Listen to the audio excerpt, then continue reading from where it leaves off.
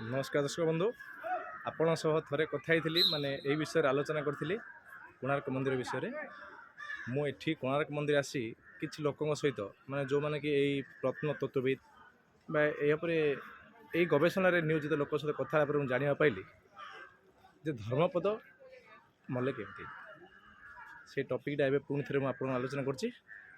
देखु ये कोणार्क मंदिर पूरा ऊपर देखो यही जगह देखुच यही जगह उपरे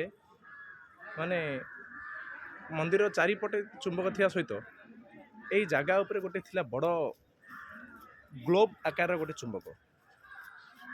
ये चारिपटर चुंबक से ग्लोब चुंबक को एमती भासमान अवस्था रखुला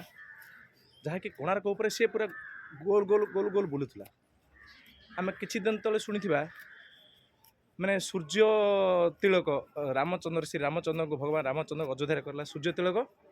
ठीक सेमती ये कोणार्क मुंडी उपर एमती गोटे थिला ग्लोब जहाँ भासमान अवस्था थिला गोल गोल गोल गोल बुलूला एत शक्तिशाली चुंबक थिला जहाँकि समुद्र जाऊथुवा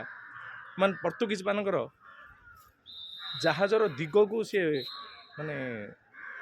एपट सेपटे देखा तेणुक ताकू खोलिकी चारिपट चुंबक सहित ऊपर से गोल चुंबक नहीं जाती बोली जहाँ मुझे शुणा पाइली ता सहित मंदिर मझीरे सूर्यनारायण एमती गोटे मूर्ति थिला जहाँकि सी मत भासमान अवस्था मझी थिला एबे तो भीतर को जावाई क्या एंट्री ना गोटे बाली पैकिंग कराई तो ये हूँ आमर ओडिशार ऐतिह्य